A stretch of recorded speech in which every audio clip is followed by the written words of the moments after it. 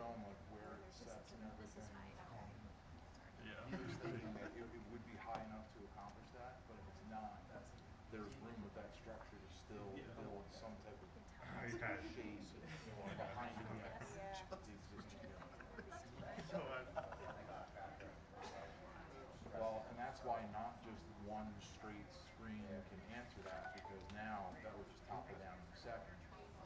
But if you, I think he was talking about either 4 to 6 feet is what he would be okay with going beyond it, as far as vertically, to then have the structure be open. So, it's early in the process, I know, but we'll be back and forth. It's a dream scenario.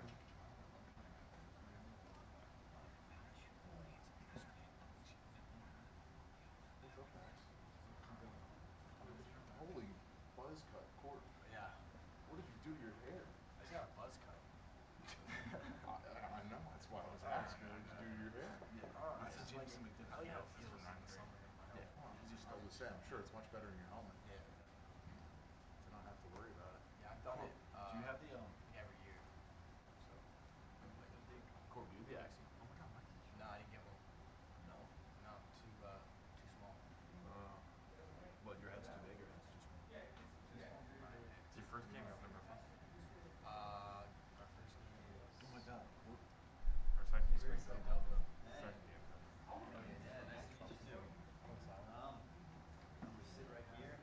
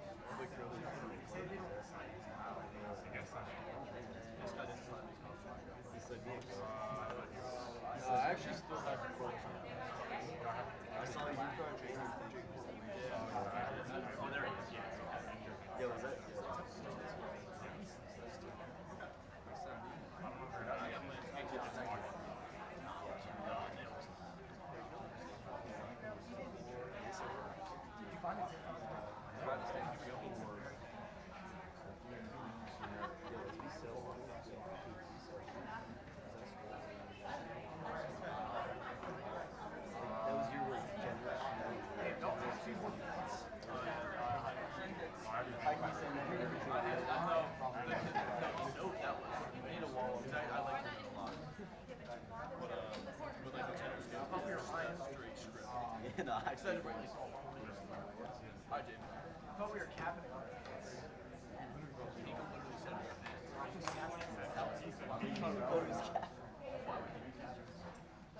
You should have asked him if he was fine. Oh wait, we're looking at the No, I've heard that a lot. No, he got chirped so right. Why weren't you there, bro? I also had to rest up. I had to Shut up, bro. JD was JB was at Loki story. Dude, volleyball every Bro, that was fucked up. dude, there was Swedish fish stuck to the back pressure. There was dead Swedish fish stuck on the ground, bro. We had to get it. We had to get it. I didn't throw this huge Just saying. It was smooth. It was like partially. I was throwing ping pong balls and one ball. No, I hit you. Oh yeah, I just. Wait, if you watch me, don't.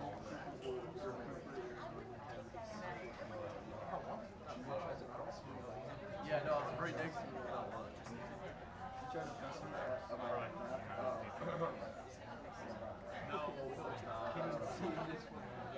His head turned around so fast. No, it was about that. I know Jay wants to. Oh, when we were at James, there were water bottle on it. We're tossing it around. She called it. And I said, trying to get.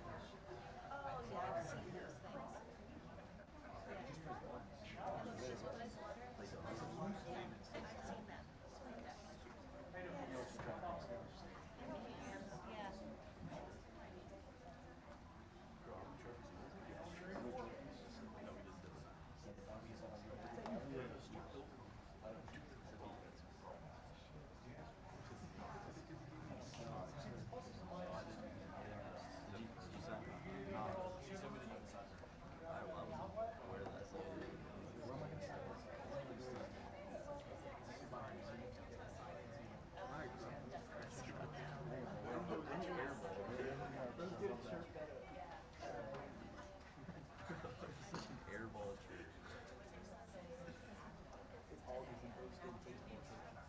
Where's the camera at? Total your silver. You're the only one chirping. Only one chirping. Only one chirping. Because that is really dumb. it's actually a really It's so dumb though. You're wearing flip-flops. So dumb. Who's told me? I literally said don't wear footwear. I went into it. You go, okay, I'll put on shorts. You can put on like khakis.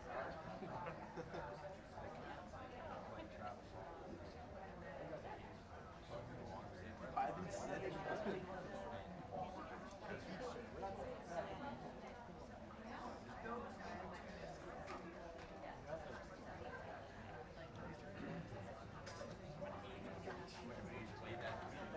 Get us out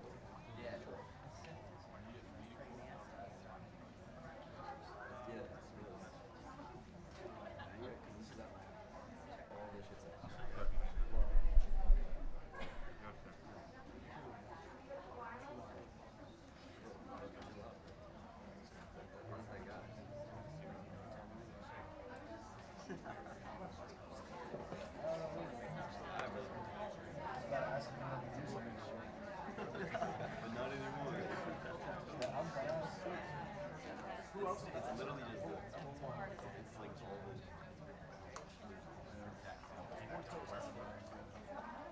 Yeah, that's what I'm saying. And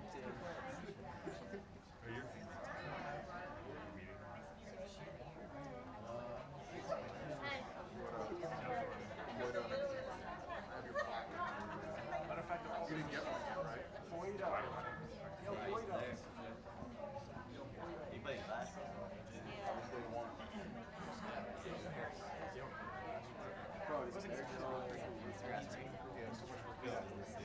Every year. Every year, we're in the morning.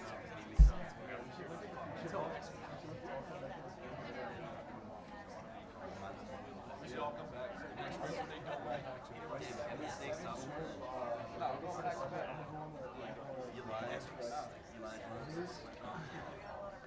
Act under 500. We're giving you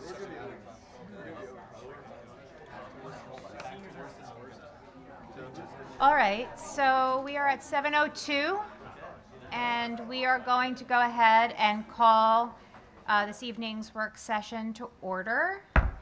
So that's the call to order. Roll call. Ms. Widener, please. Dr. Campley? Here. Mr. Fountain? Here. Mr. Keenan? Here. Mr. Liggett? I'm here. Mr. McKinney? Here. Dr. Sadler? Mr. Saylor? Dr. Weston? Here. Ms. White? Here. 1.03, 1.04, Pledge of Allegiance, followed by a moment of silent reflection.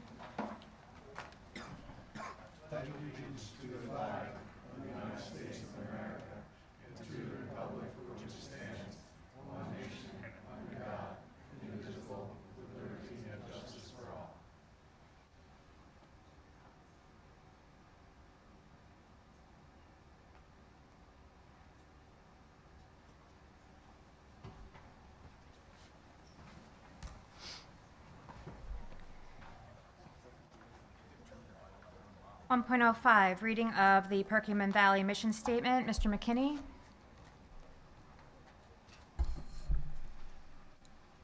The mission of the Perkiomen Valley School District is to cultivate an inclusive community of learners empowered to grow intellectually, socially, and emotionally.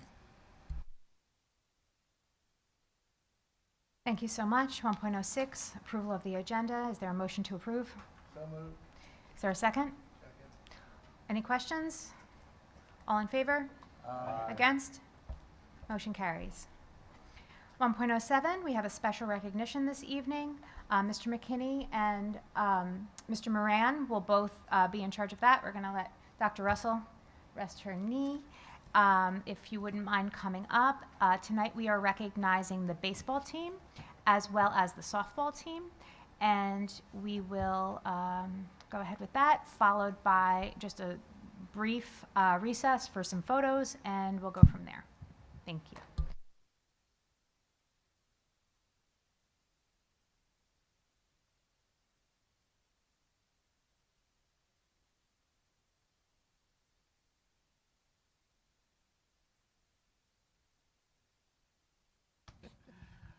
Okay, good evening. I want to thank our student athletes, families, and coaches for being here this evening as we recognize the wonderful job that our baseball and softball teams did this past season. So thank you for being here this evening. We're going to recognize all of our student athletes and coaches. When the student athletes hear their names and coaches, we're going to ask that you just come up, and we'll probably form a U shape since we have a lot of student athletes. You'll be recognized. You're going to receive a wonderful homemade? No longer homemade. All right, but a wonderful cookie that you get to take with you as well as a thank you. All right, so tonight we proudly recognize several student athletes for individual and team performances. So we're going to start with our baseball team. Under the leadership of Coach Ryan Hinkle, the team finished the regular season with an impressive 12-4 record in the PAC and an overall record of 14-6. For the first time since 2017, Perkiomen Valley earned a spot in the Final Four playoffs thanks to the team's hard work, determination, and commitment throughout the offseason. Their relentless effort paid off in a historic way with a commanding 12-1 victory over Pope John Paul II. PV captured its first ever PAC baseball championship and did so on our home turf. This incredible achievement is a testament to the players' dedication and the strong leadership behind them, join me in congratulating the following team members: Christopher Allen, Jonathan Boyd, Julian Corpelis, Nicholas Kress, Rowan Dalton, Edward Feinberg, Christopher Horgan, Chase Kelly, Ryan King, Nathaniel Long, Chase Neff, Trevor Peterman, Braden Ty, Kyle Tracy, Daniel Gormont, Lucas Aiken, Ethan McMenamin, Colin Razor, Joshua Caldwell, Eli Paradise, plus the following team members who will be continuing to play baseball in college: Aiden Ottavino, Mount St. Mary's, Tyler Gilbert, Penn State Berks, Andrew Keenan, Washington College, Connor McClelland, York College, Ryan McMenamin, Widener University, Liam McNeil, Lycoming, John Ott, Messiah, and Michael Strecce, Montco. So please join me in congratulating our baseball team once again.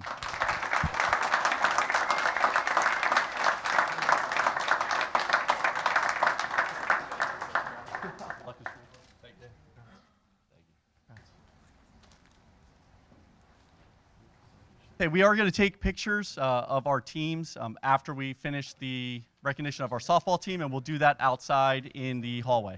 Correct? Is that right? Yeah. We did, yes, Mr. Hinkle, although he did not come up to the front to get his cookie. So, Mr. Hinkle. Come get my cookie. Absolutely.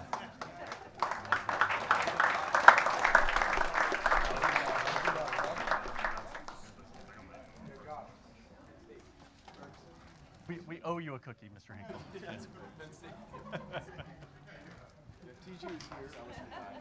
here. All right, and also our softball team. PV softball, led by assistant coaches Jay Corpelis, Aaron Shonley, Taylor Ham, Ashley Bangert, and head coach Mickey Marsilio. Finished with an overall record of 24-4, the second most wins in school history. The team finished the PAC regular season as the #1 playoff seed with an 11-2 record, and went on to defend their title as PAC playoff champions for the second year in a row. The team made history as back-to-back or PAC-to-PAC champions in 2024 and 2025.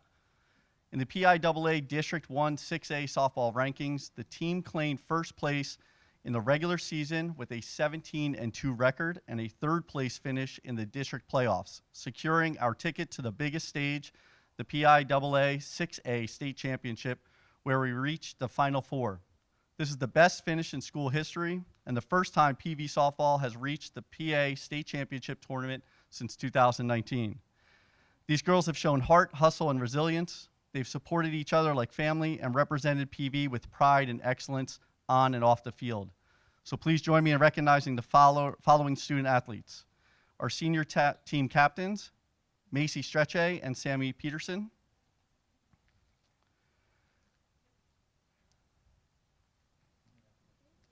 Juniors, Adriana Corpelis, and is it Maya Corpelis? Mia, sorry, Mia. May Dotson, Peyton Mears, Jacqueline Marcelli, Lily Pataccio, Olivia Sharkey, and Olivia Smith. Sophomores, Aubrey Morgan, Ayla Moyer, Gia Weichel, Ashley Yanyan Tuano. And our freshmen, Lily Clemens, Leah Kaditz, Nina Marsilio, and Ava Spear. Once again, please join me in congratulating our softball team.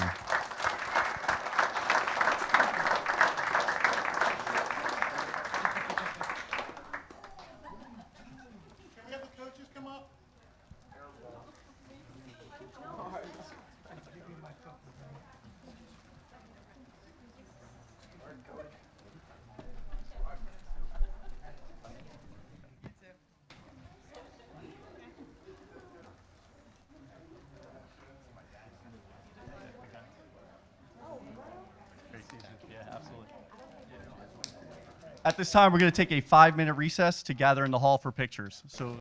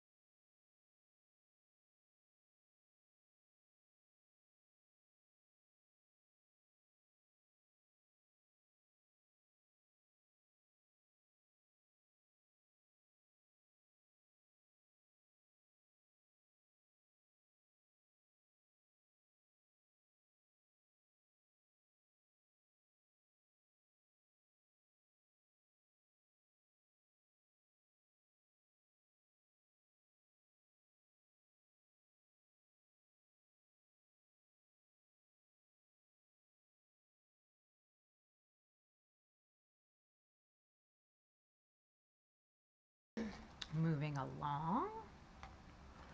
Brings us to 1.08, comments on any topic.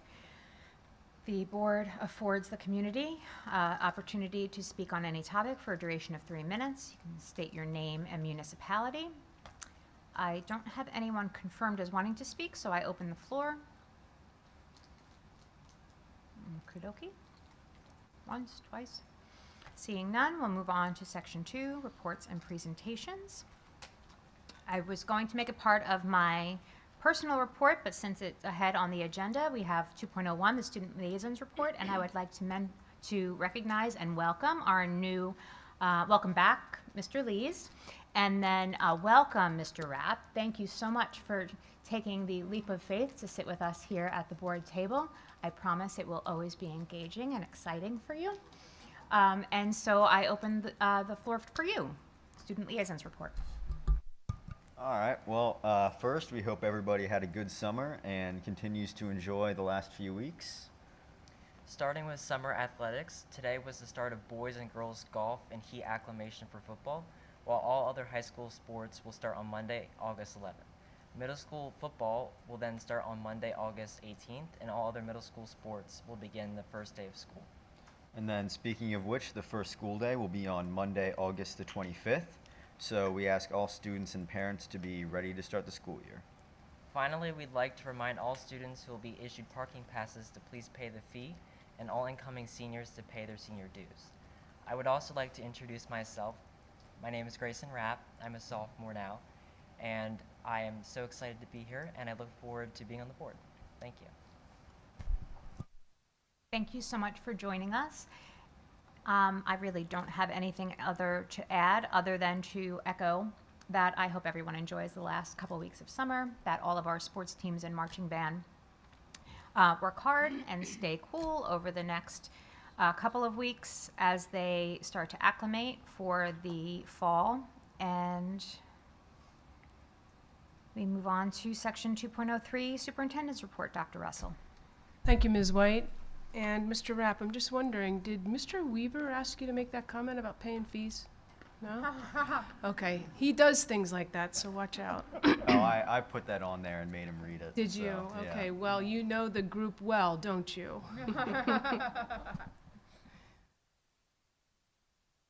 All right. So just a couple of items for the board this evening, and some will echo what Mr. Lee shared and Mr. Rapp. So for this evening, I want to talk a little bit about the schedule, some of what's been happening over the summer, the equity action plan that I am obligated to update each year for the board per policy 832, and then tenure.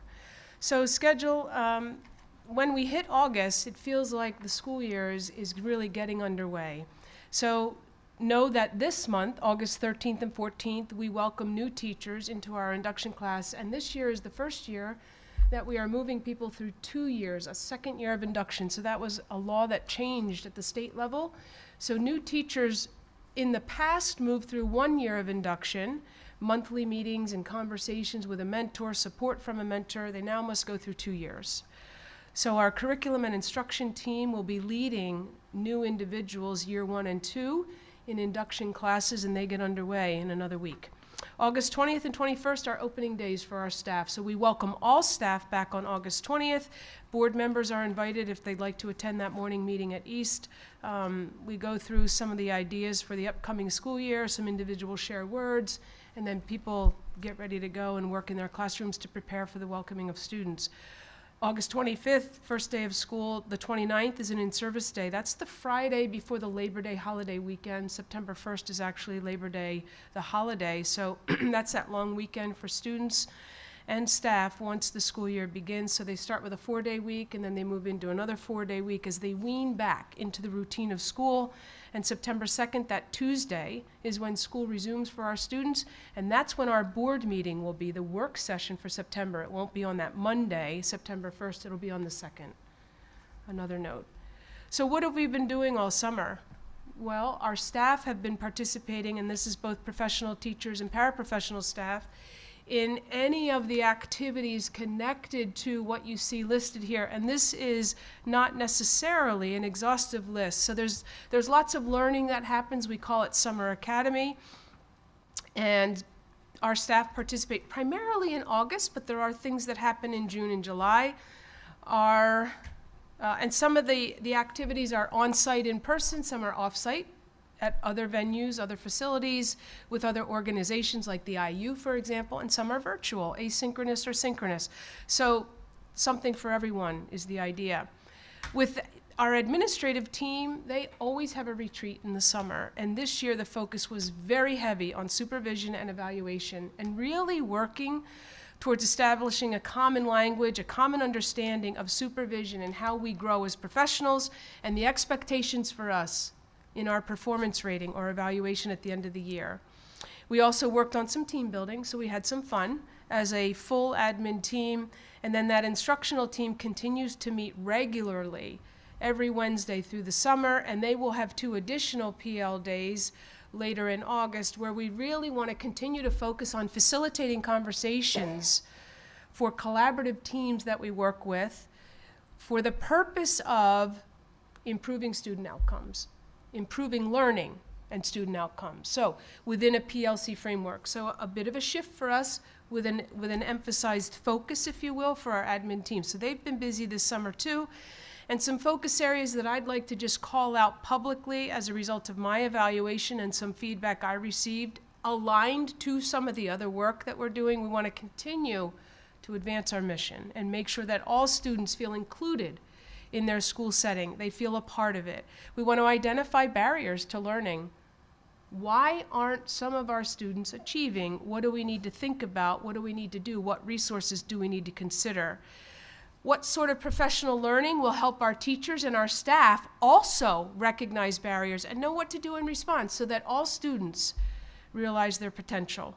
We want to continue to engage our stakeholders in a timely manner, in an effective manner, so that they understand and they have knowledge of some of the things that are happening in the district. And then we want to continue to pursue a highly qualified and diverse workforce. We've had some difficulties this summer recruiting and filling some of our positions. The field is stressed in that regard. We continue to look for individuals that are highly qualified in the areas that we need them, and that we have a staff that's representative or in alignment to our student body in terms of makeup, gender, race, ethnicity, etc., so that our students see themselves at times in the staff that lead them. So per Policy 832, we are obligated to identify and address barriers and make sure that we aren't making predetermined decisions based on bias that we might have, or what we've always done. We want to make sure that we're aware and that we are affording every student what they need to realize their potential.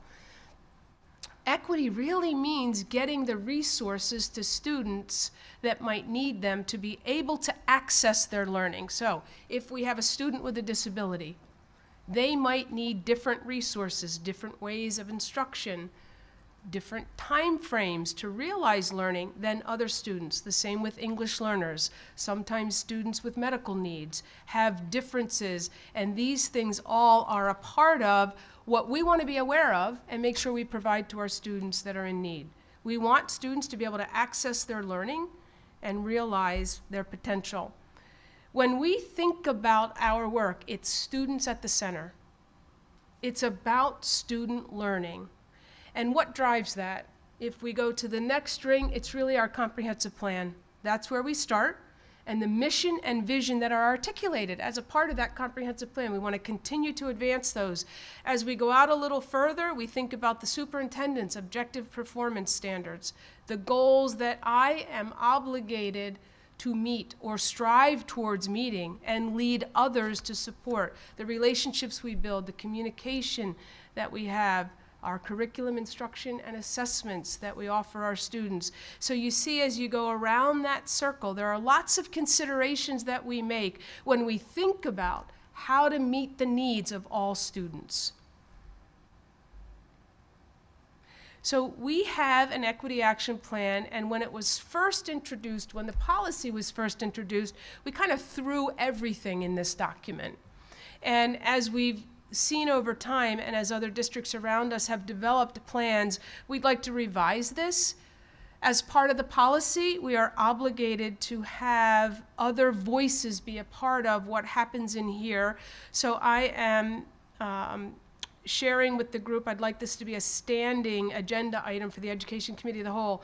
We'll unpack some data, and we'll really look at how our students are doing, what barriers they might be facing, similar to what we do with the data presentation in January each year, but in a more detailed and focused effort, simplified really on one segment of all the data that we might look at, or one component. So we'll talk about this as part of our Education Committee of the Whole and think about some of the things that we want to call out in this particular plan based upon Policy 832. So look for that at the upcoming meeting. Speaking of the Education Committee of the Whole meeting, it is scheduled for September 11th. That's Thursday, Meet the Teacher Night for middle level parents. So I wondered if the board would consider shifting that, and I have some dates that maybe we can talk about. Ms. White, if you're comfortable with that when we get to committees later in section 2. Yep. And then I do want to call out those teachers that were awarded tenure at the end of the year. That means they have 3 years of satisfactory performance. They've had 6 evaluations. They've been with us 3 years. And when a teacher is awarded tenure, it's compared to sort of marrying that individual. So we make a commitment to one another. And there are expectations that come with that, as well as some benefits. So these are the teachers that actually were awarded tenure by the superintendent at the end of the year based on their 3 years of satisfactory performance. And that, again, that term satisfactory is the state's term for meeting the expectations. You can see how many teachers are special education on that list. And that's a real area of need for us in recruiting. But congratulations to this group of individuals. We're happy to have them as part of our family. And as we prepare to begin the school year, the places you'll go. Our students are up for some really wonderful experiences in the upcoming year, and we can't wait to lead them. With that, it ends my report. Dr. Russell, thank you so much.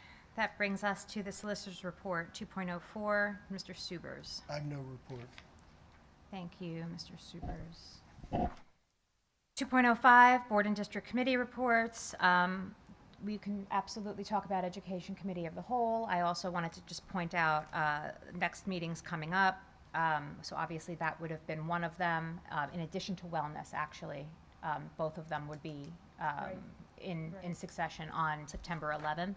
So we can talk about both of those. I just wanted to make note that with the start of the school year, there will be no change unless others feel otherwise to committee structure, since our board term really goes December to December, not from August. Does anyone have any opinions or any desire to have committees reassigned or shifted?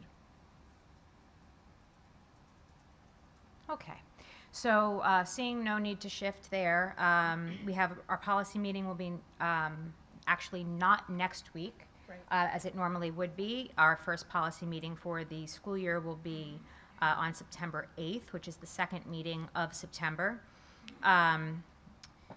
Education Committee of the Whole and Wellness were to take place on September 11th. What were the alternate dates that you were going to propose, Dr. Russell? September 10th, 16th, and 17th.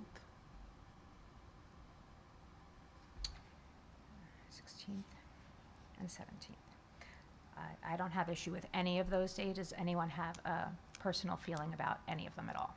There is an elementary school Meet the Instrument night on the 10th I saw, but I don't know that it affects any of us.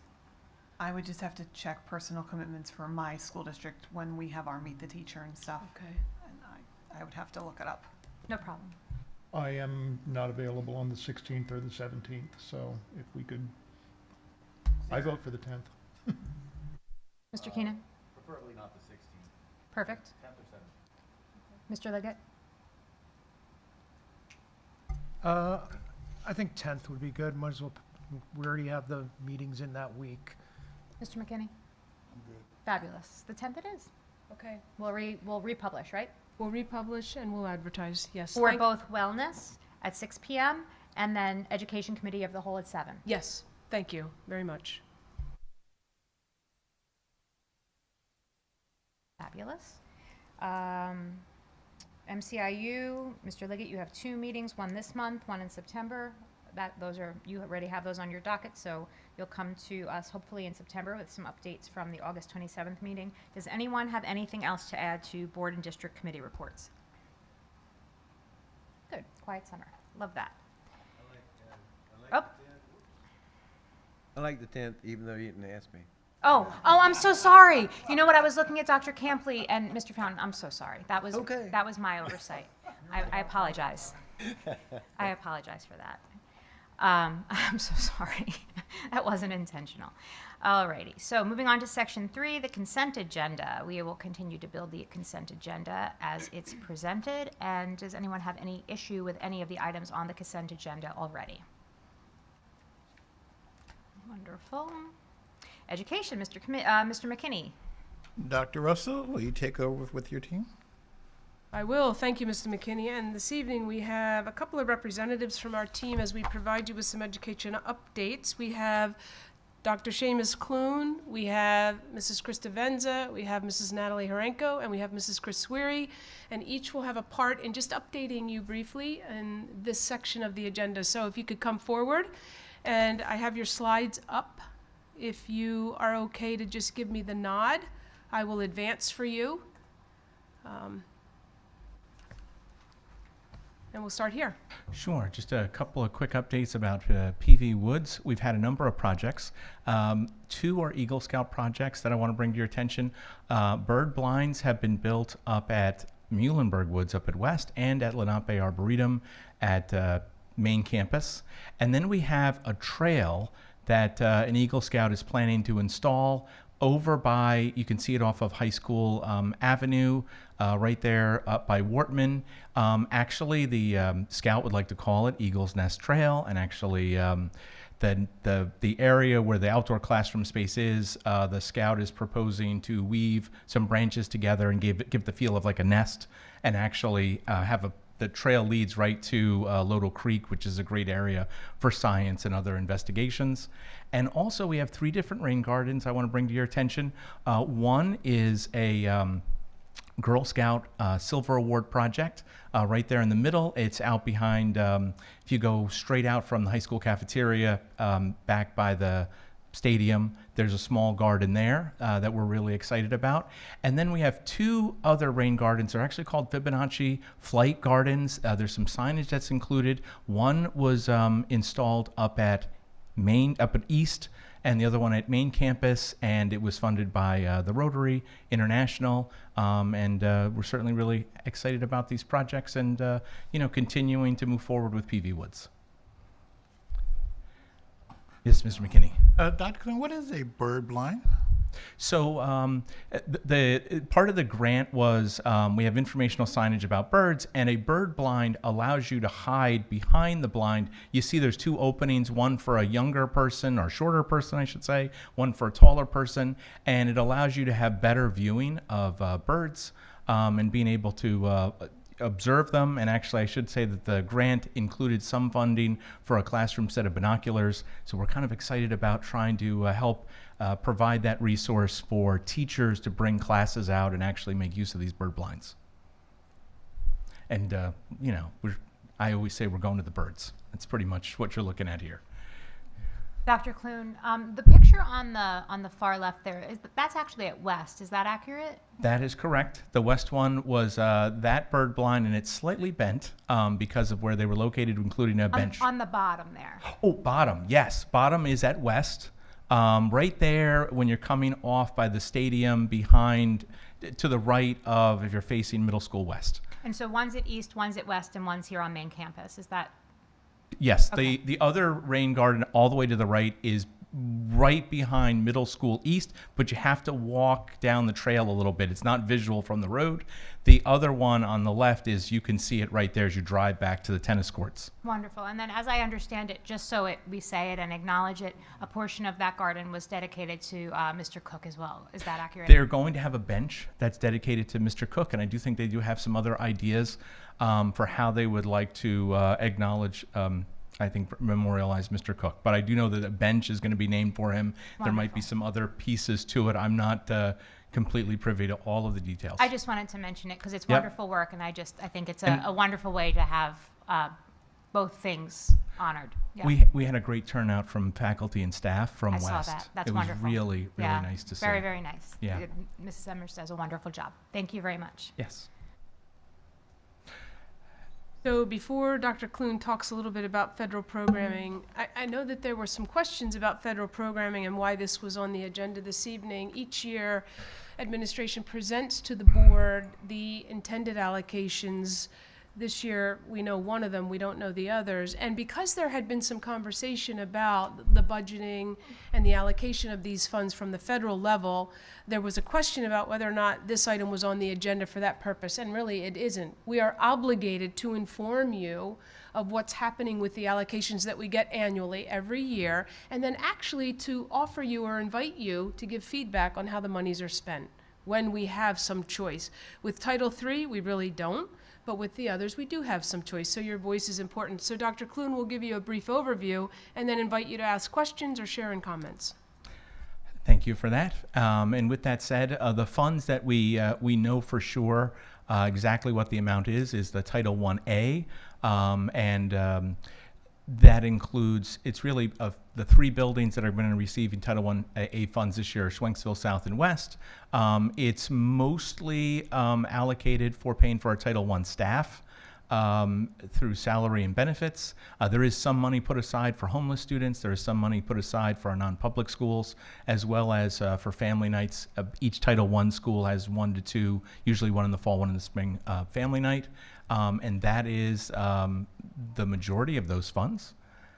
And the next slide, I put the other three. Do you want to ask, if we could just take a moment and ask if anybody questions or thoughts on the Title 1A?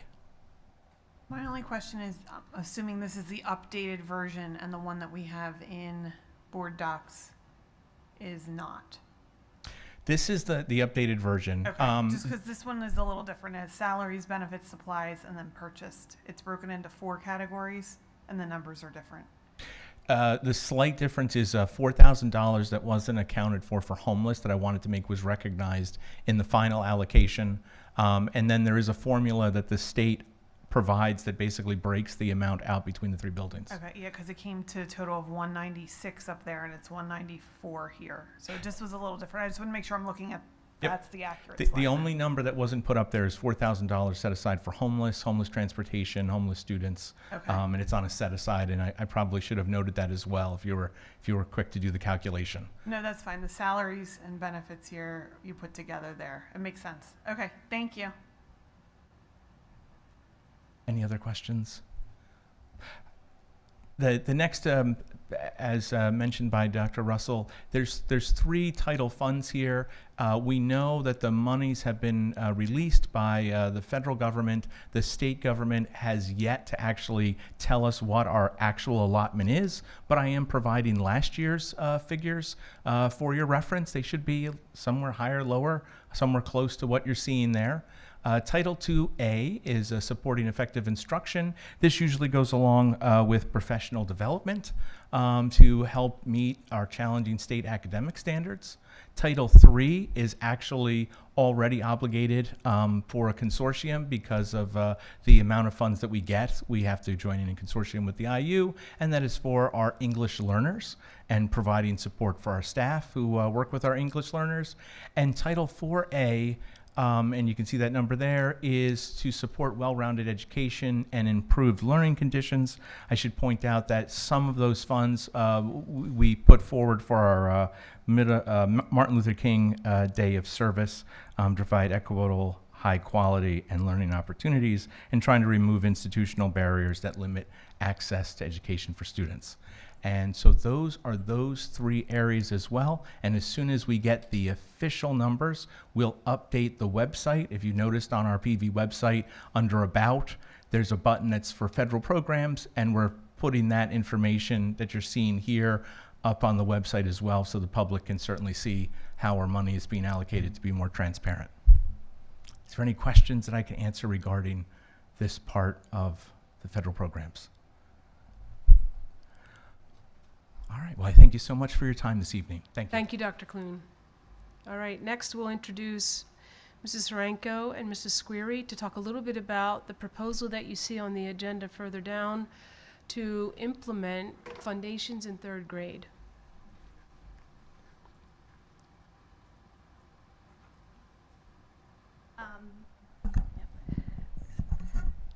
Good evening. Thank you for having us here tonight. And as Dr. Russell said, we're here to share our recommendation for implementation of foundations in third grade. With me this evening is Chris Squeary, one of our instructional coaches who has vast expertise in the science of reading, structured literacy, and foundations in particular. Good evening. Thank you for letting me be here tonight and talk about this great resource. So before we actually dive into foundations, we just kind of wanted to give you a brief overview of science of reading and structured literacy, and then we're going to talk about how foundations aligns with the structured literacy practices. So the science of reading is the body of research that investigates how children learn to read and what instructional approaches are most effective.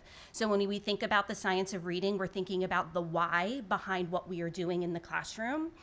And then structured literacy is going to be the what and the how we are teaching in the classroom in regards to reading instruction. So structured literacy is the systematic, explicit approach to teaching all of the important components of literacy based on that body of research that we know is the science of reading.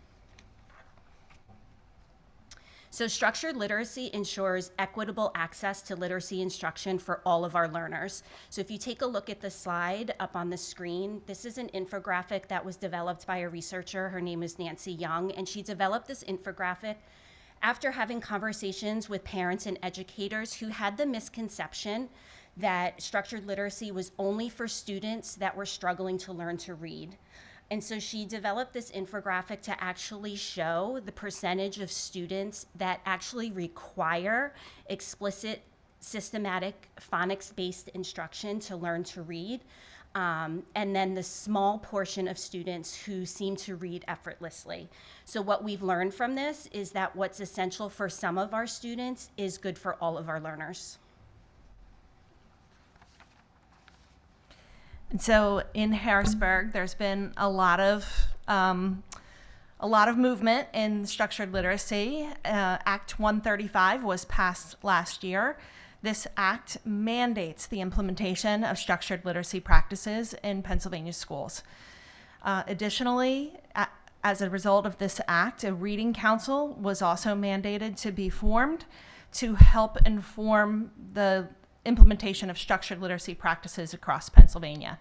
This reading council is meeting on a regular basis. They are going to provide lists of suggested resources for professional learning, for curricular resources, interventions, and universal screeners. In about a month or so ago, they did release these lists, and there was a lot of controversy about the lists not being helpful, not being very useful. So those lists were redacted. And now they're bringing in additional experts to help them revise those lists and then hopefully publish them again to provide guidance to schools. There's also some acts and bills in the Senate and in the House that, if passed, would provide funding to support these mandates, but we don't have an update on that, and PD hasn't yet to release their budget. So we're not sure if there's additional funding coming or not. House Bill 17 has passed in the House with a majority vote of 195 to 8 and is moving to the Senate with strong bipartisan support. As part of this bill, if it is passed and becomes law, cursive handwriting would then become mandated in the state of Pennsylvania. Foundations begins cursive handwriting in third grade.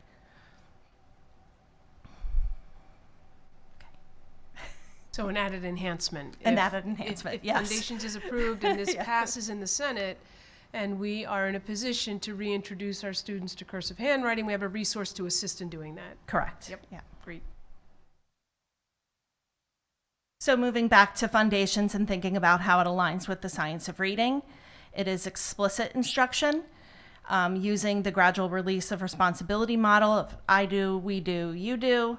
It is sequential. It builds on previously learned skills and systematic. Students learn the foundations through instructional routines that the teachers are implementing with them so that their cognitive load is free to focus on the learning at hand and not necessarily procedures. Those are automatic for students. 4 years ago, when we adopted Into Reading for K-5, we let go of foundations in 3rd grade, thinking that we were going to rely on the foundational skills components of Into Reading instead of foundations. However, we've learned over the years, and so have other districts that have implemented Into Reading, that it's not the foundational components of Into Reading are not necessarily aligned to the science of reading. It's not explicit, systematic, or sequential. And HMH, the publisher, has already acknowledged that themselves and has addressed that with a new version of Into Reading that they've recently released. You can look at some of the data that we have available. When 3rd graders are no longer receiving foundational skills instruction that's aligned to structured literacy, they are able to hold their own for a little bit, but as the words that they need to read become more complex and multisyllabic, they start to struggle to decode those. And that's where you can see that the foundational skills data is represented by DIBELS starts to decline then in 3rd grade a little bit, and then 4th and 5th grade because they have not received that foundational skills instruction for complex words.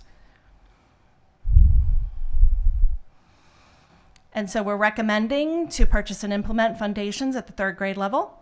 You can see the cost there, and the funding source would be our Ready to Learn account. Any questions?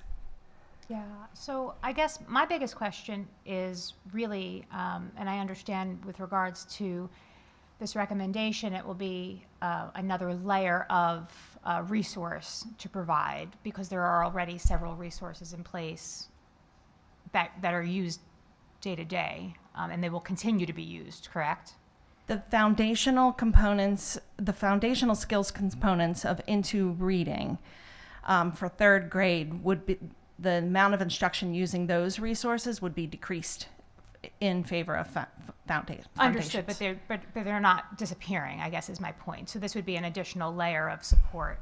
Yes. To provide the instruction. Yes. My question is, in the cohort of kids that have been without this information over the 4-year lapse, not lapse, but our step away, what's the intention for recuperating? Yeah, so in 4th and 5th grade, so we're in a partnership with Wilson. They are looking to pilot a 4th and 5th grade foundations. So we might work with them to participate in that pilot. Additionally, we're looking at, with the Into Reading, they have vendor people who will come out and provide additional training for the foundational skills for 4th and 5th grade. We've purchased licenses for our instructional coaches, Chris and Layla Needon, who also supports literacy, for a program called Coachly for Into Reading, where they get one-on-one support from a coach from the vendor who they can communicate with on a regular basis to work on the foundational skills for 3rd, 4th, 5th grade to support our teachers. So with the 3rd grade, I just, quickly tapped my fingers. So there's a portion of kids that are in 6th and 7th grade now as part, there are 4 cohorts essentially because this was a 4-year pause. Are there, and I see these numbers with regards to DIBELS proficiency, in 3rd through 5th, so I understand that piece of it. Are there testing results of a decline over the last 4 years for the cohorts that are now at the middle level? So DIBELS testing stops at 5th grade. But I mean with regards to other testing. Yeah. Comprehension, et cetera, because what you mentioned about decoding as language, as literature becomes more difficult. Correct. That's where then, what's the word that the acronym with the responses that they do? MTSS? No, the Oh, TDAs. TDAs. Yeah. Oh, So- sorry. Okay. I'm sorry. Yeah. It's always Yeah. there's so many of them, I right? know. So that's the one I was thinking of. Have you seen then in our numbers, because I understand these numbers, but when we look at the numbers of proficient, advanced, and below, I guess that's where I'm wondering, because ELA, although I understand the importance and the need for this and I support it, I'm just wondering what portion of kids were missed in that 4 years. Does that make sense, what I'm asking? I understand what you're asking. Yeah. I don't know that we have that particular data. But we know from the science of reading that for sure, word recognition and those early literacy skills absolutely impact comprehension. So I imagine that we are seeing that result. We don't have the direct And data. it almost doesn't matter what the actual numbers are. It's not about that in my mind. The reason for my question is just the acknowledgement and me recognizing that maybe we need to provide extra support to that 4-year cohort of kids that missed this initial instruction. and support. Absolutely. That's all I'm Yes. saying. My understanding is that's part of the I&E time at the middle school level. It's one of the reasons why we agreed to iReady. That's where they're going to get some of those intervention resources to help support any deficits or weaknesses within their reading profile that we may pick up through Star Reading, iReady, any of those intervention universal screeners. We don't have iReady for ELA. You do not. That It's is just for math. Yes. Oh, I thought what do we have for reading again? So we have Star, we have Linkit. I don't know why we thought we had iReady. And then we're getting a new resource this year at the middle level. We're getting a new resource into literature, which is an updated version that is aligned to science of reading. But for an intervention, we were getting some intervention. We got rewards and SIPs. I remember we talked a lot about SIPs before we purchased it. We did. Yes, That's right. Yes. Yes. We went back and forth. Yes. Okay. Yes. So we have those 2 interventions in place for students at the middle school level, in case they have foundational skills But I think deficits. that'll help any of the students who may have been missed here. Absolutely. My question for this group, so my vision on this would be, you're using foundations for the phonetic components, for those foundational skills. You're going to continue with your into reading, along with other resources that you have for more of your higher level comprehension type of components. Yes. And between the 2 components, that'll be your broad spectrum of meeting all of your. Exactly. Okay. Yes. All right. Thank you. You worded that better than I did. That's what I was asking. Perfect. Yeah. Any other questions? Okay. Both. Thank you. Very much. All right. And last, we have Mrs. Krista Venza, our principal from Schwenksville Elementary, who will talk a little bit about the experience of Kinder Camp this year, first time out. Good evening. I have the pleasure to introduce you to our adorable youngest learners that joined us this summer for Kinder Camp. And we did a pilot at Schwenksville. So you can see them up there and our logo that we created for Kinder Camp because the students got to visit the zoo, a farm, the mountains, and the beach in the classrooms. They went on a road trip. So they joined us for the pilot June 23rd through the 26th, and they came from 9 till 12. The pilot was offered to all of our students that were registered for kindergarten for this year at Schwenksville. All 4 of our kindergarten teachers participated and taught Kinder Camp, so that was wonderful.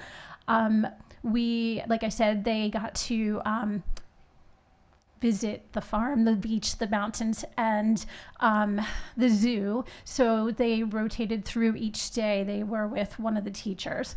But the students were able to meet all of the kindergarten teachers, support staff, make new friends, and become familiar with our school environment. Each day they rotated through each of the teachers. And then we were able to observe and gather information on students' fine motors, like writing their names, identifying and writing numbers and letters, their social interactions with each other, taking turns and sharing. And we were able to observe their toileting independence so that we could gauge what kind of support we would need to provide once the school year started. Our special education supervisor, Dr. Gibbons, and our special education kindergarten teacher were able to visit also so that they could get their eyes on all of the students and observe the kinds of supports that we would need to provide once school started. Meeting the students prior to the school year was such a gift for us because it really supported us in creating the classrooms that they would be assigned to for the upcoming school year. We got to see personalities and supports that would be needed, and we could build really balanced classroom rosters. So we did also provide a survey to our staff and to the parents of the students that attended, and the staff was very overwhelmingly positive and supportive, and they would really love to see this go forward. I don't know what that will look like for next year. I don't know. This was just from Schwenksville, obviously. I don't know if all of the teachers in the other buildings would be available or supportive, but at Schwenksville we are on board and would love to see it go forward. Some of the things that the parents reported on in the survey, overall satisfaction and recommendations. It was very high satisfaction. Most with providing the highest score of a 5 for most of the questions. High 5s for enjoyment, confidence building, likelihood of recommending the program to others, and every parent who completed the survey recommended continuing KinderCamp for future kindergarten students. Some of the things that children talked about most with their families was that they were able to make friends, and they talked about making new friends. Several of them mentioned how nice and fun the teachers were, and that's great to hear. They liked rotating from the classroom and the themes that were in each of the rooms, and students enjoyed playing and experiencing independence and opportunity to go out onto the playground. Like I said, most of the most enjoyed aspects were the themed rotations. Both the students and parents loved the creative themes and the classroom transformations. Meeting the teachers and staff, being able to make a recognition with the teachers when they start on the first day is going to be a great positive, we believe. And parents really appreciated the opportunity for their children to practice social skills like sharing, taking turns, and making friends. Some of the suggestions that they had was actually several parents wished the program was extended to a full week. We went 4 days in the morning. They recommended that we do some building tours. Some parents suggested incorporating more formal tours of the building, including the specials, classrooms, and gym and cafeteria. During the summer, it's a little difficult because the classrooms are taken apart due to cleaning, so it really wouldn't look like it would when they would be coming in the school year, but they will have more opportunity for that when they come for orientation in a couple of weeks. We also had some other camps going on that were using some of those spaces at this time. And we chose the week that we did based upon, because it was a pilot and because all of our teachers were interested and able, it was just the week that worked for them. So if we do go forward, I would really recommend that we talk early about when it will be so that people have opportunity to build their schedules around it. And then some questions about drop-off logistics. Although all of those logistics were shared ahead of time, it's new for a lot of parents, so getting used to it. By the end of the week, they had it down pat, so that worked really well. And then just some other questions or recommendations about being able to actually eat in the lunchroom and practice. We did have one of the days where we provided snack each day, but we did ask that they provide a snack one of the days also and put it in actually their lunch bag so they could practice opening things, because that's something that a lot of students don't have a lot of exposure to, opening their own things and containers, so they got to practice that. Another recommendation was possibly have a bus orientation and maybe a quick bus ride with them. So overall, we were really, really pleased with how Kinder Camp went. The kids, like, there was no tears. We were just shocked. No tears. Everyone came in bouncing with their little big giant backpack on their back. And the teachers just were really, really pleased with it as well. I also want to thank Mrs. Squeary for all of the help that she did with helping prepare all of the programming and the materials and lessons that we did. She was great help with that. Any questions about Kinder Camp? Well, Ms. Fenza, you were not exactly truthful about no tears. I know Dr. Weston and I, as we left, had lots of tears because it was such a worthwhile experience, whatever. So I want to commend you and your team for putting together a really terrific experience for those kids. I really appreciated the fact that every classroom was different and each teacher's personality shone through, and your staff was phenomenal. Even as we were wandering around and asking questions, they didn't miss a beat. So yeah, you're to be commended on that program. So thank you. We have a strong kindergarten team at Schwenksville we're very proud of. Thank you. Dr. Campley. I absolutely love this program, and I loved it when I heard that you were going to pilot it. My hope is that the teachers in all the buildings would be able to be available. I know that that's not always a possibility, but if it could happen, I think it would be wonderful. My one question was, what did you get as far as participation rate of students? Like, how many of the students did end up being able to participate? We had 40 students, which was, I think there were 30-ish or 25 or so that weren't able to. Some people had plans already, and very few we didn't hear back from either way, but most of them were like, we already had vacation plans already planned, or that they were at camps or things like that already. That's still a good number. Is it about 50? Is it about 50%? A little more. Mm-hmm. Okay. That's a good number, considering, again, it was something that wasn't planned early on. It was a new idea. Yeah. I could imagine, especially if the feedback has been so great, that if it was planned out early and people knew what week it was, yeah, there might be opportunities for people to plan their vacations at other weeks. Yeah, I would love if it could become part of our culture. When my 26-year-old went to Kinder Camp when he was little, and it was just something everyone expected. So maybe if it does become something like that, it will just be part of registering for a kindergarten. You know that camp is coming. Yeah, thank you. Thank you very much. Ms. Venza, thank you and your team. Sincerely, it was, I'm sure, well, this was a fun experience, I'm sure, to have the kids in the building, but just thank you so much for embracing the pilot. Absolutely, thank you. Thank you, Mrs. Venza.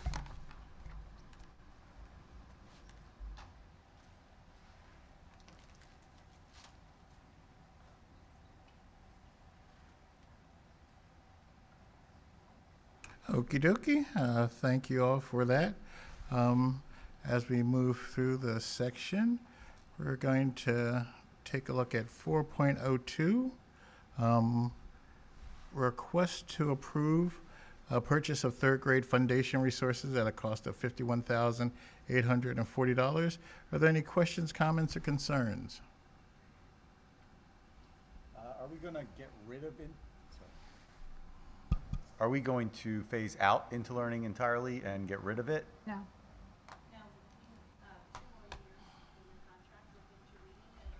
Into Reading.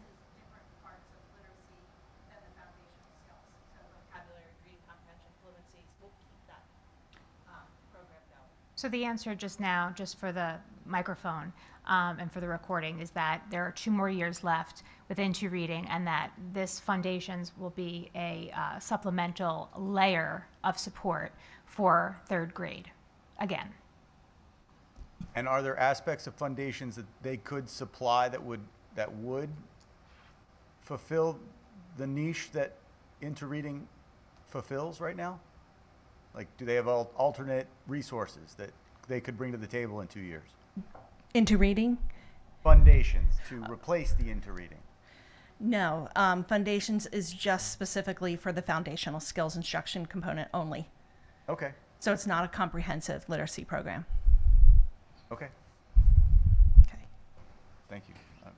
Thank you, Mr. Keenan. In Ms. case I'm White. here in 2 years. Okay. We have children. All right. If there are no other questions or concerns about 4.02, we will move that on to consent. 4.03, request to approve an agreement addendum with the Montgomery County Intermediate Unit to provide Title I services to non-public students effective July 31st, 2025 through June 30th, 2026. We are obligated to provide services to the private nonprofit school personnel to meet the equitable share of the district's Title I allocation. PV School District complies with this requirement by allocating a portion of the Title I funds to the IU to provide this service. Are there any questions, comments, concerns? Not hearing any, we shall move that on to consent. 4.04, request to approve a memorandum of understanding with the Montgomery County Intermediate Unit to participate in the Title III Consortium to meet all of the Title III requirements as required by federal and state law. Any questions, comments, or concerns? Not hearing any, we shall move on to 4.05.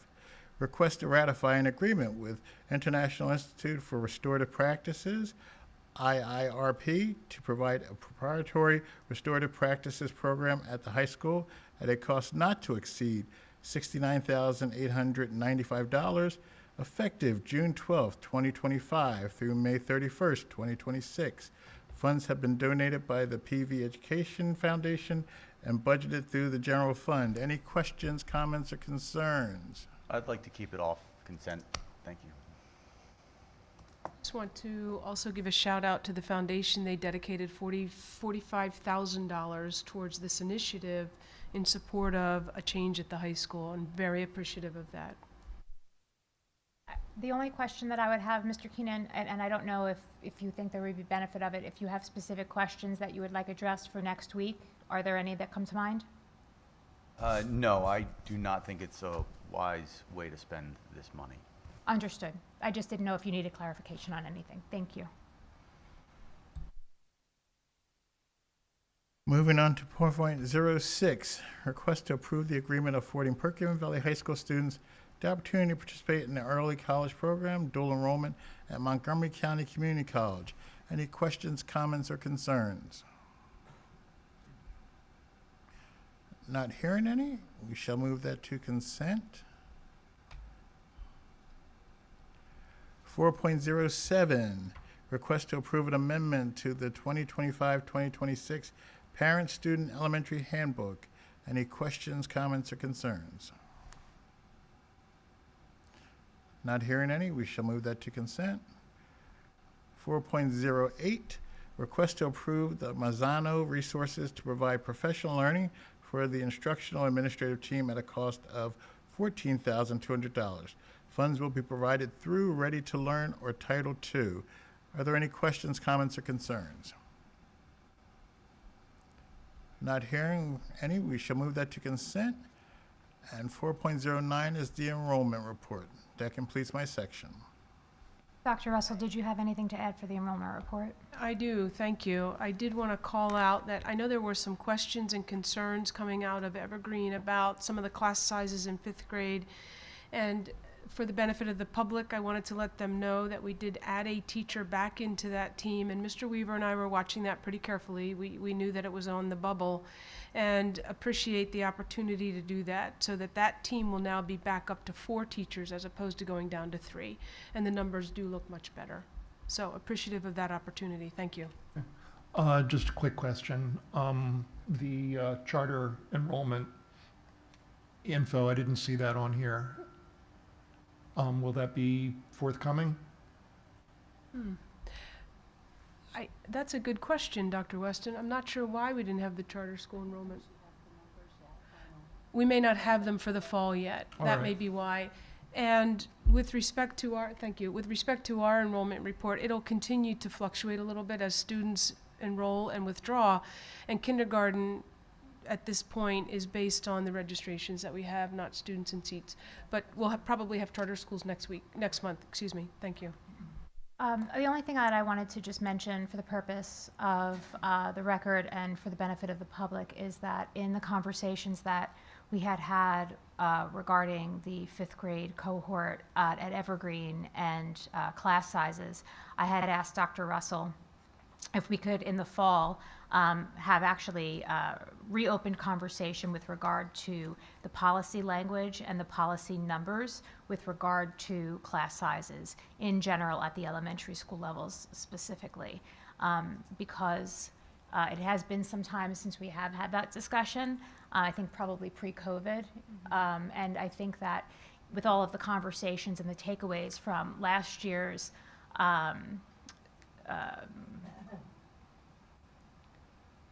study into possible reorganization, I think that class sizes and how learning is actually delivered in our buildings, I think that that would be a timely conversation, an initiative for this year. So as long as nobody has any issues with revisiting class size policy, we'll have that just as a conversation forthcoming. The only thing I'll add, if I may, Ms. White, is that right now recommended class sizes for students in grades 5 and 6 is 23 to 27 students. And principals really aren't comfortable with 27 students. Teachers aren't comfortable. So if we are uncomfortable, we should really think about having a conversation about the policy language and make that recommendation maybe up to 25. I think that would be more reasonable, but we can talk about that as a policy committee. So why have 27 if we're never really interested in reaching that is the question. So thank you. Thank you, Dr. Russell. Now that completes my report, Ms. White. Thank you, Mr. McKinney. Section 5, Business, Dr. Weston. Thank you, Ms. White. Item 5.01, Finance Committee of the Whole. Mr. Weaver, may we have your report, please?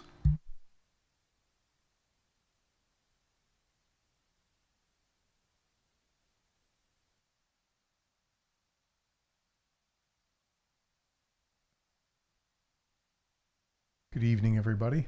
I hope everybody has had a really good summer.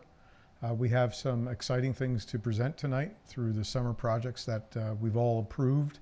We worked very hard on. We've got an update to share with the school district and where we're at.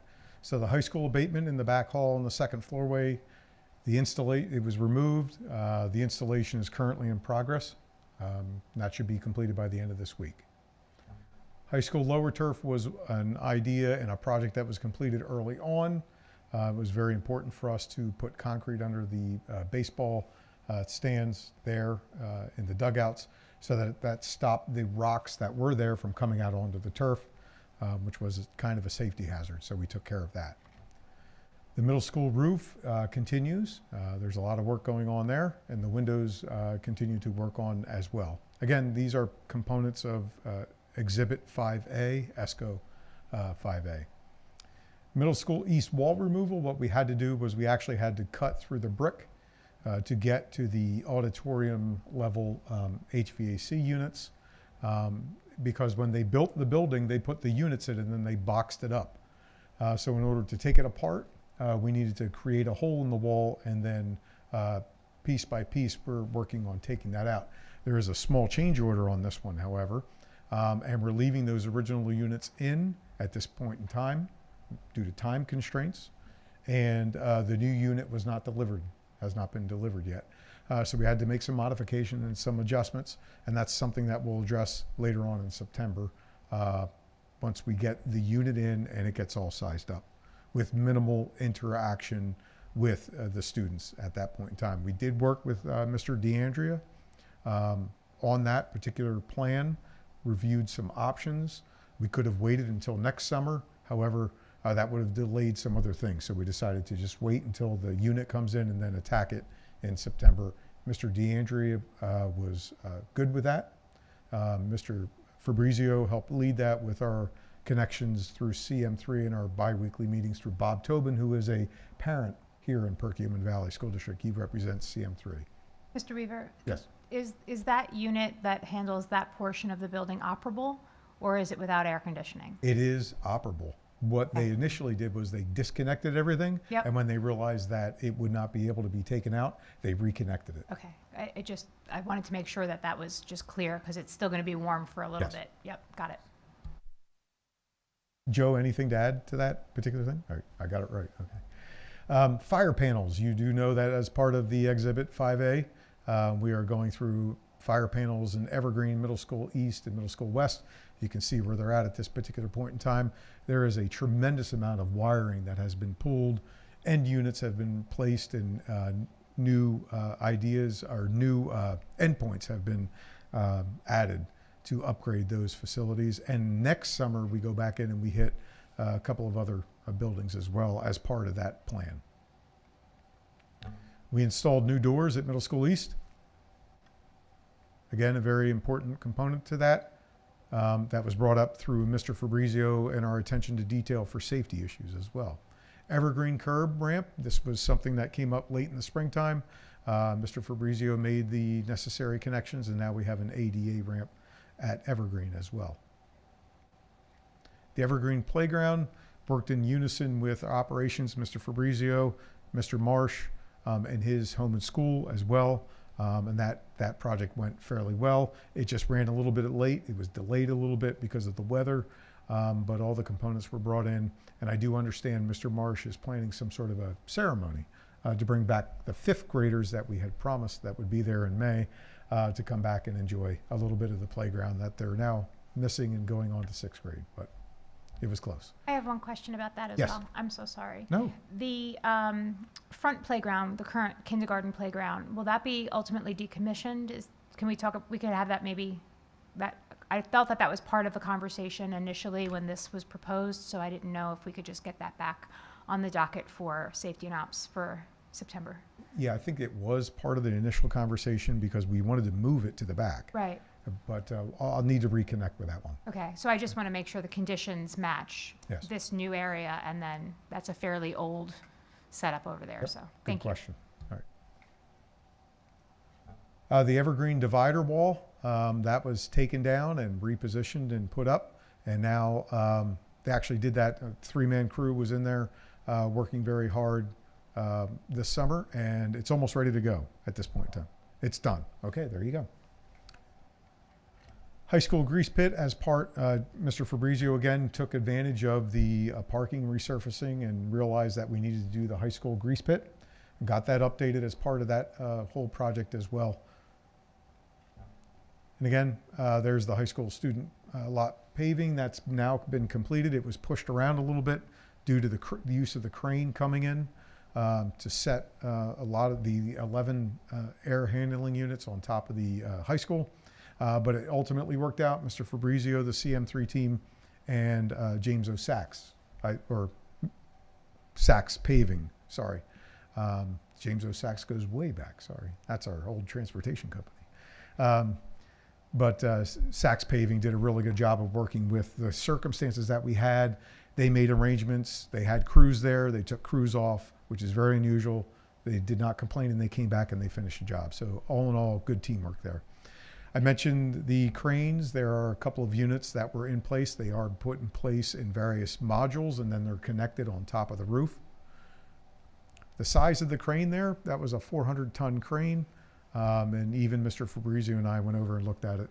It is fairly massive in size. But that was what we had to get done before we could finish the asphalt, because that crane would have destroyed the brand new asphalt. Some other summer projects. We continue to migrate from Bosch to Gentech for our video camera integration through PSX. The football shed, that base of concrete was delayed because of the weather, and Mr. Fabrizio and team stayed on them. They finally poured the base on 7/22, and now we're getting ready to install the shed. And as another note, 3 vehicles that the school board did approve in springtime. They've all now been received, and so they are being put in use as we speak.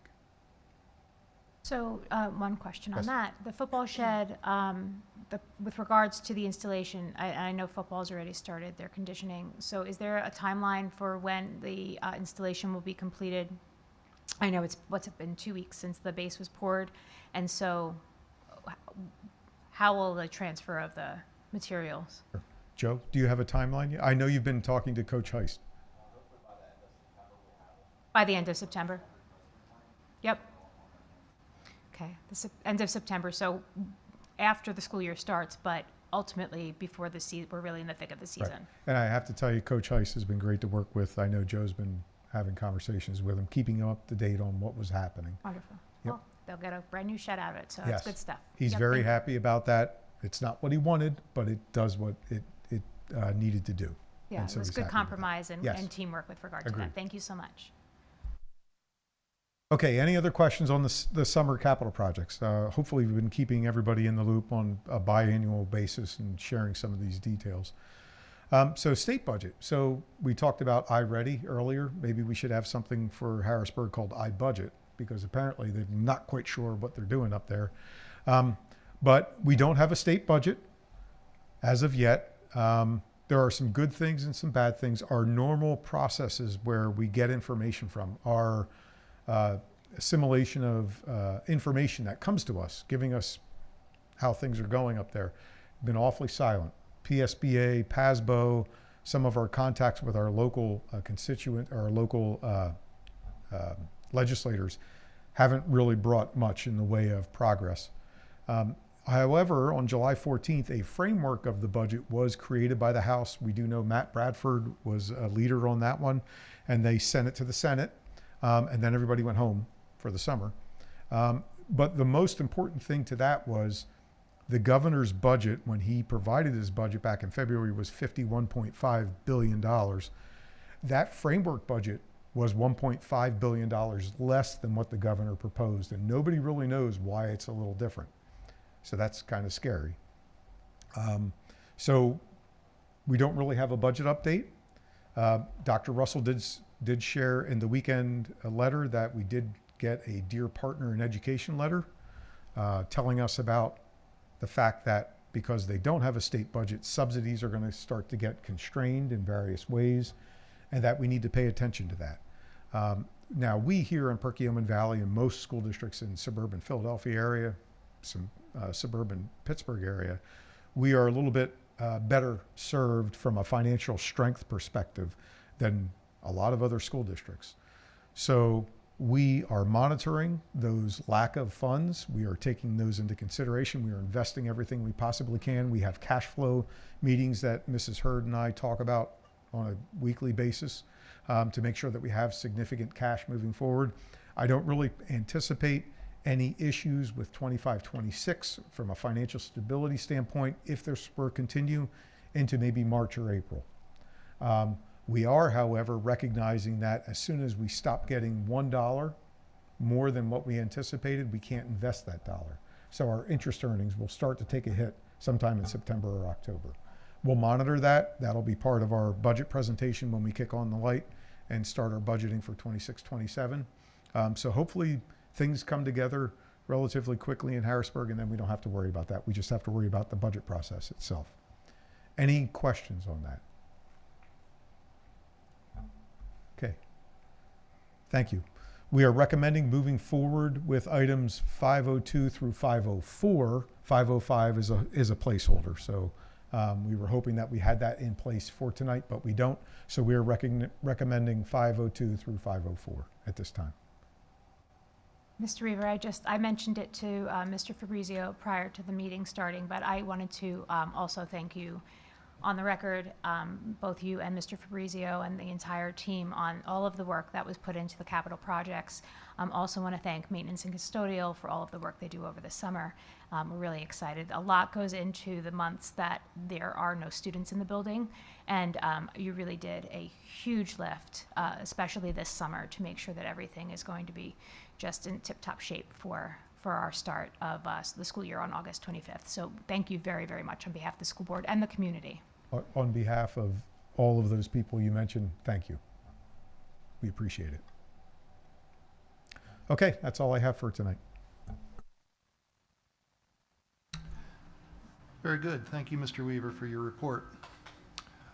Item 5.02, as covered in Mr. Weaver's report, the approval of the fire alarm monitoring systems.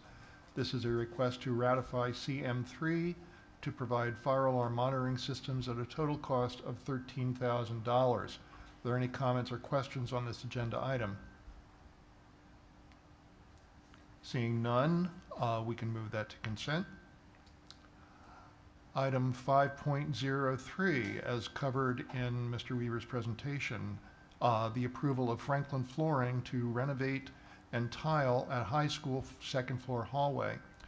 This is a request to ratify Franklin Flooring to renovate and tile the second floor hallway in the high school at a total cost not to exceed $24,843.97. Any questions or comments on this agenda item? My only question is not with regard to this particular hallway section, is just with regard to the second floor in general. I know that when we did our high school walkthrough, we talked about, in addition to this remediation area that was going to be prioritized, there were other areas on the second floor, excuse me, and flooring was discussed. So I would just like to reintroduce that conversation to the next safety and ops meeting, just so we have some sort of a priority set to complete that. Thank you. All right. But any objection to having this on consent? All right, we'll move that to consent.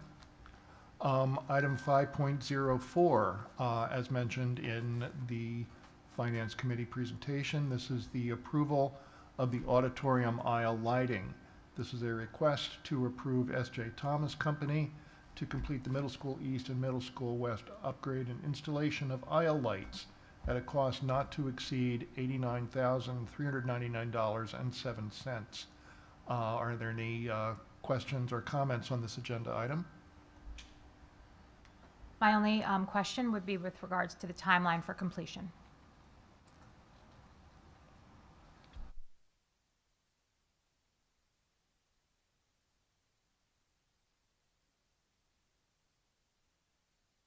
So we anticipate the completion by end of August. Thank you. Mr. Ganesh, thank you, and for the continued work on your oversight here. Thank you very much. Yeah, absolutely. Thank you. All right. Moving that to consent. Then item 5.05 is a placeholder for Phase 1 auditorium upgrades. Item 5.06, approval of BJA Stop School Violence Grant. This is a request to approve a BJA Stop School Violence Grant through Montgomery County Intermediate Union at a maximum dollar figure of $17,000. The purpose of the grant is to offset the cost to upgrade communication systems with countywide 911 system. Are any questions or comments on this agenda item? Seeing none, we can move that to consent. Item 5.07, approval of proprietary radios for 911 communications. This is a request to ratify the purchase of 8 proprietary radios from Wireless Electronics at a cost of $38,276.64. Any questions or comments on this agenda item? Seeing none, move to consent. Item 5.08, approval to install wireless conference system and speakers. This is a request to approve Visual Sound Incorporated to install wireless conference systems and speakers at the high school library at a cost not to exceed $62,758.62. Any questions or comments on this agenda item? Seeing none, we'll move that to consent. Item 5.09, approval of memorandums of understanding for bus patrol. This is a request to approve MOUs for bus patrol between PVSD and Lower Frederick Township and Collegeville Borough, subject to final approval with the solicitor. Any questions or comments on this agenda item? Just a quick question of Mr. Weaver knows the details. Like, how many folks were caught per se by the camera system this year? We did. I can get you that number. We had that information at the last Safety and Operations Committee meeting. And I can look at that again. I think it was well over 100 tickets. Yes. Yeah. I think it was close to close to 200, but a lot of those Chief Miller reviewed and decided that we would not issue a ticket for various reasons. The stop arm didn't come out fast enough, but yet it recorded it. It was over 100 though that were issued. All right, move to consent. Item 5.10, approval of memoranda of understanding pursuant to Safe Schools Act. This is a request to approve the memoranda of understanding with Lower Frederick Township Police Department, Collegeville Borough Police Department, and the Pennsylvania State Police pursuant to the Safe Schools Act. Any questions or comments on this item? Seeing none, move that to consent. Item 5.11, approval of 25-26 district booster and support organizations. Request to approve the list of booster and support organizations for the 25-26 school year as listed. Any questions or comments on this item? Seeing none, move to consent. Item 5.12, approval of staffing service agreement with the MCIU. This is a request to approve the 2025-26 bus drivers, substitute drivers, and aides employed by Student Transportation of America, pending receipt of the documentation required by PVSD and PennDOT. Any questions or comments on this item? Dr. Weston, I think you jumped ahead to 5.13. We are on 5.12 Oh, there. sorry about that. That's okay. I didn't think that went along with the title I read. So, okay, thank you for pointing that out. Anyway, 5.12, the approval of the staffing services agreement with the MCIU. This is a request to approve the staffing services agreement with Montgomery County Intermediate Union Explorations for an executive club as presented. Executive coach. Executive coach, okay, sorry about that. I'm getting my eyes checked next month. No worries. Anyway, any questions or comments on the agenda item? Seeing none, to move to consent. Item 5.13, the approval of the 25-26 bus drivers and aides, which I've already read for you, so you know what it's about. Any questions or comments? Seeing none, move to consent. Item 5.14, the approval of the school physician for 2025-26. This is a request to approve Susan Packer, MD, to provide school physician services for the 2025-26 school year at a cost of $23 per student physical exam and a $250 stipend to review and sign standing orders and provide EpiPen prescriptions. Any questions or comments on this agenda item? Dr. Weston, if I could ask the board to hold this from consent, there are some details we're working out through the contract. Very good. We will keep that off consent for next week. Item 5.15, approval of community education agreements.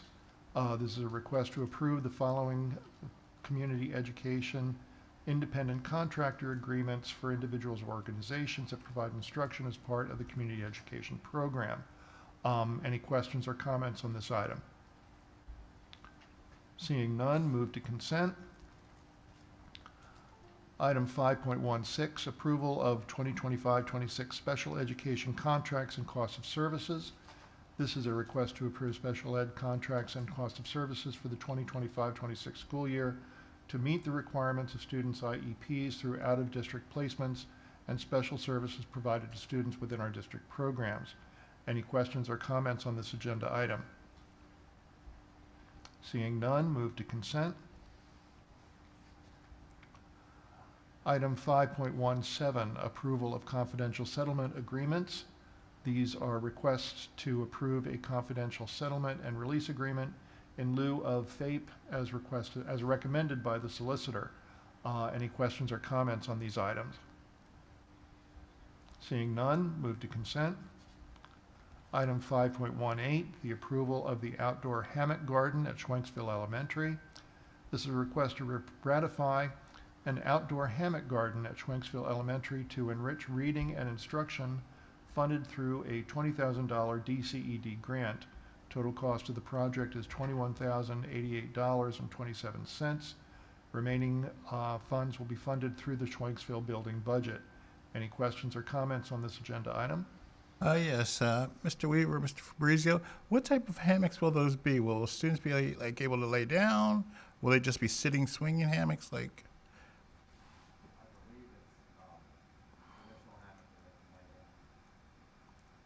okay, is there any concern about students flipping out of those? Let me get clarification on that. The principal was thinking they were the seated ones, where it would wrap around them. So let's get clarification. I'm not sure she was 100% certain, so we'll look at that and I'll follow up in the memo. Thank you. Dr. Russell. Okay. Shall we hold that off consent then? We'll hold that off consent, pending further information. And then finally, 5.19 is the grants and donations report. Any questions or comments on the grants and donations report? Seeing none, that concludes section 5.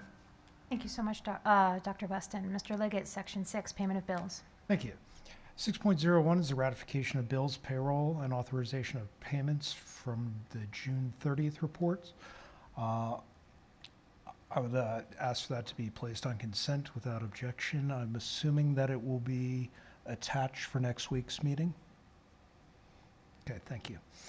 6.0. So with the fact that it's not attached, we're going to hold from consent, if that's okay? Oh, you want to hold it from because we could just remove it from consent if it, well, however you prefer.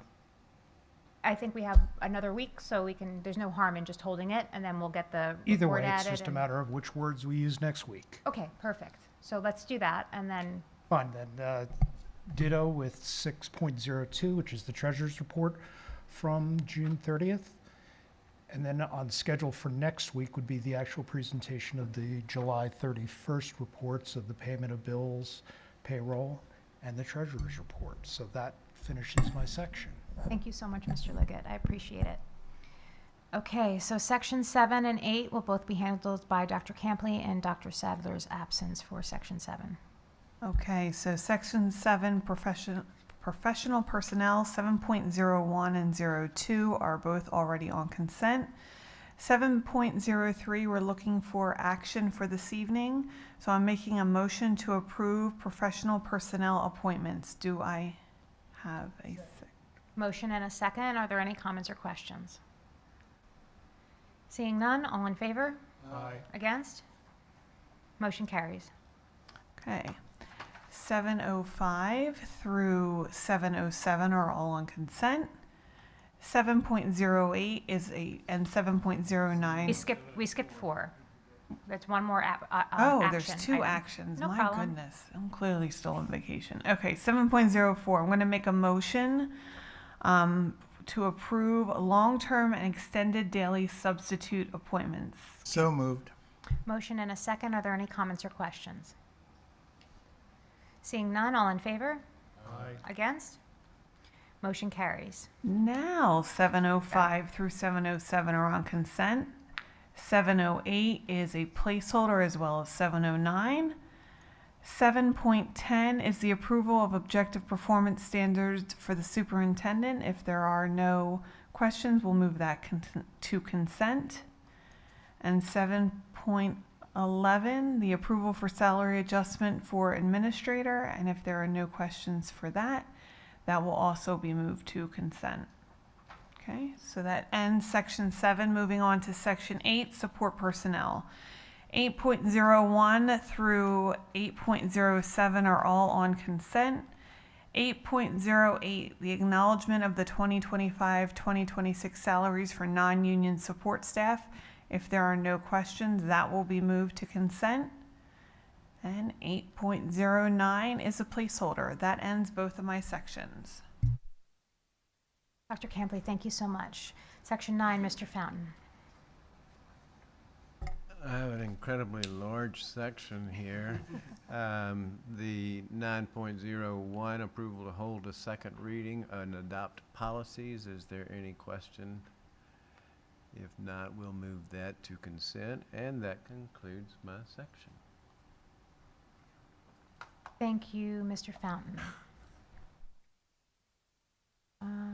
That brings us to closing items. I again open the floor for comments from the audience. Does anyone in the community have a comment at this time? I open the floor. Seeing none, 10.02, comments from board members. Does anyone around the table have anything to offer prior to our adjournment? Okay. 10.03, notice of video disclaimer. 10.04 is adjournment. I will let you know that we had an executive session prior to today's meeting to discuss personnel and negotiations. I was going to say compensation. Negotiations. Thank you so much, and we'll see you next